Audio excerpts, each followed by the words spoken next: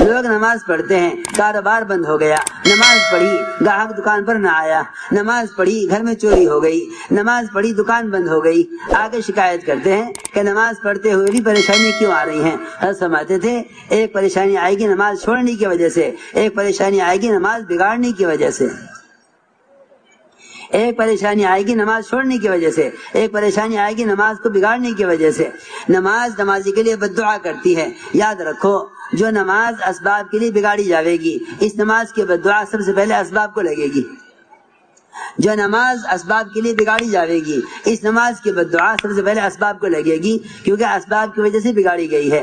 اس لیے میرے دوستو عزیزو، بڑا بہترین موقع ہے یہ اللہ کے راستے میں نکلنے کا۔ اس نکلنے کے زمانے میں لمبی لمبی نمازیں پڑھنے کی مشق کرو، لمبی لمبی نمازوں کا اپنے آپ کو عادی بناؤ۔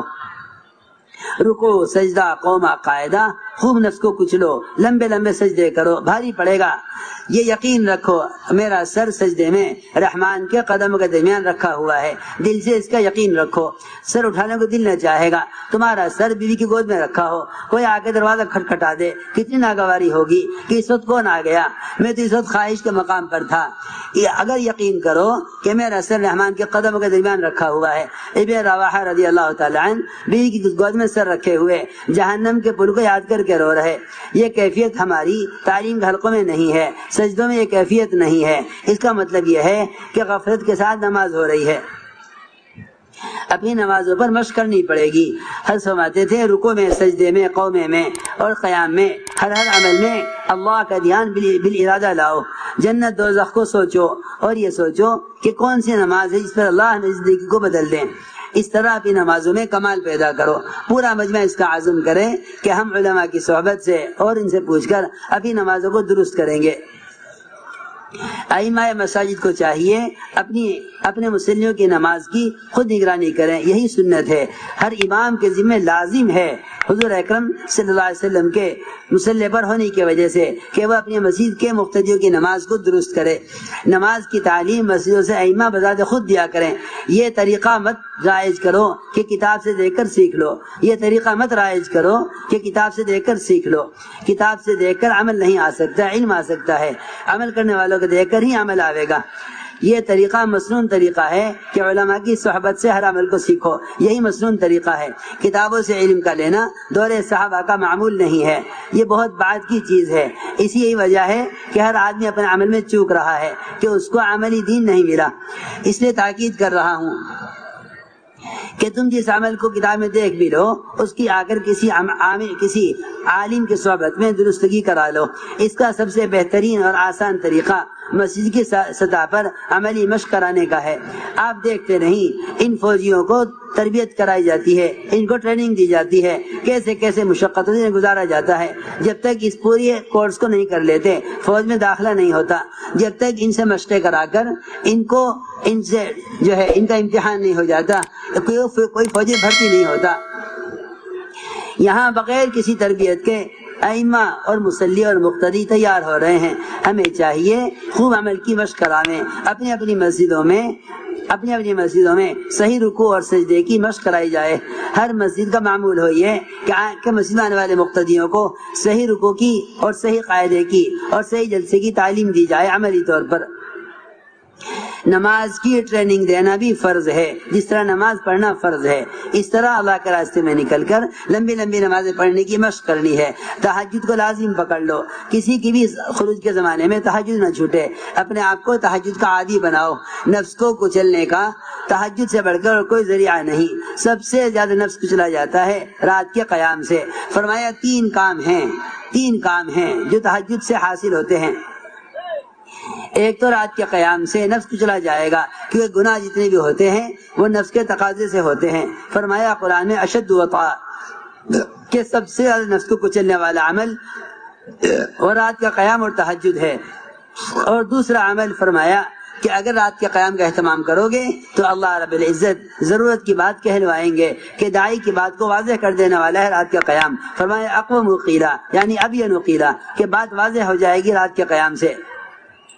تیسرا فائدہ یہ ہے کہ دن بھر دعوت کے جو بڑے بڑے تقاضے ہیں اور دن بھر دعوت کے بڑے بڑے کارنامے ہیں، اس میں اللہ کی مدد رات کے قیام کے بقدر ہوگی۔ اس لیے فرمایا ان لک فی النہار سبحا طویلا، کہ آپ کو دن بھر بڑے بڑے کام کرنے ہیں، ان کاموں پر جو مدد ملے گی وہ رات کے قیام سے ملے گی۔ اس طرح ہمیں اہتمام کرنا ہے اپنی نماز جو ہے رات کے قیام اور تہجد کا۔ ابوبکر صدیق رضی اللہ تعالیٰ عنہ نکلنے والی جماعتوں کو دو چیزوں کی تاکید فرماتے تھے، ایک رات کے قیام کی اور دوسرے قرآن کی تلاوت کی۔ اس طرح ہم اپنی نمازوں میں کمال پیدا کریں۔ اشراق، چاشت، اوابین، اس کا خاص طور پر اہتمام کریں کہ نوافل کی کثرت اللہ کے ایسے قرب کا ذریعہ ہے جس سے بندے کے اعضاء کا استعمال اللہ کی چاہت پر آ جاتا ہے۔ اور اسی کے ساتھ ساتھ ہمیں چاہیے کہ مسنون دعاؤں کا بھی خوب اہتمام کریں۔ مسنون دعاؤں نے قبولیت کے راستے دیکھے ہوئے ہیں۔ میرے دوستو عزیزو، یہ ہوا عمل۔ اب ہر عمل کو دو چیزوں پر لانا ہے، ایک وعدوں کے یقین پر لاؤ تاکہ اس پر اجر پورا ملے، اور ایک علم پر لاؤ تاکہ اللہ کے یہاں قبول ہو جائے۔ دو قسم کا علم ہے، فضائل کا اور مسائل کا۔ مسائل کا علم علماء کی صحبت سے حاصل کرو، فضائل کا علم اور فضائل کا یقین یہ تعلیم کے حلقوں سے ملے گا۔ ہمارا روزانہ کا کام یہ ہے کہ تعلیم کے حلقوں میں جم کر بیٹھو۔ اللہ کے وعدوں کا یقین دلوں میں تازہ کرنے کے لیے تعلیم کے حلقے ہیں۔ جتنی جماعتیں اللہ کے راستے میں نکل رہی ہیں، ان کی صبح کی تعلیم کا معمول ہر جگہ منتخب احادیث تعلیم کا ہے۔ صبح کی تعلیم میں تینوں عمل کرو۔ ایک عمل قرآن کی تصحیح کا حلقہ، جو سب سے بنیادی فریضہ ہے، جس کے بغیر نماز درست نہ ہوگی۔ اگر پوری جماعت میں ایک ہی ساتھی صحیح قرآن پڑھنے والا ہے تو ایک ہی حلقہ لگاؤ، دو ہیں تو دو حلقے لگا دو، وہ ساتھیوں کا قرآن درست کرائیں، ایک ایک کی ایک آیت پڑھیں، ایک سے ایک آیت صحیح کروائیں، دو دو کی جوڑی بنا کر ایک ایک قرآن کی آیت 24 گھنٹے یہ آپس میں دہراتے رہیں۔ اس طرح دو دو کی جوڑی بنا دو اور قرآن کی آیتیں سیکھتے رہیں۔ اگلے دن یہ سبق سن کر اگلا سبق دیا جائے۔ اس طرح جماعت کے ہر ساتھی کا قرآن کا ایک ایک لفظ صحیح کرایا جائے، صحیح تلفظ ادا کرانے کی مشق کی جائے۔ یہ تعلیم کا حلقے صحیح قرآن کی مشق کے لیے ہیں۔ اس طرح ہمیں قرآن کی تصحیح کے حلقے کے بعد پھر تعلیم کا اجتماعی حلقہ کرنا ہے، جس میں صبح کی تعلیم میں منتخب احادیث ہی پڑھی جائے۔ روزانہ کی تعلیم کا معمول ہو یہ کہ صبح کی تعلیم میں خروج کے زمانے میں منتخب احادیث ہی پڑھی جائے۔ اس کے بعد انہی احادیث کی روشنی میں 6 نمبروں کا مذاکرہ ہو، جہاں تک ہو سکے 6 نمبروں کا مذاکرہ انہی احادیث کی روشنی میں کریں۔ یہ انتہائی آسان ہے۔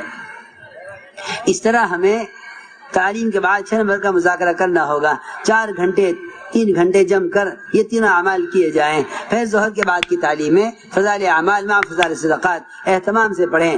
حضرت شیخ الحدیث رحمۃ اللہ علیہ نے فضائل اعمال میں جو فوائد نقل فرمائے ہیں تو تحریر فرمائے ہیں، انہیں اہتمام سے پڑھا جائے۔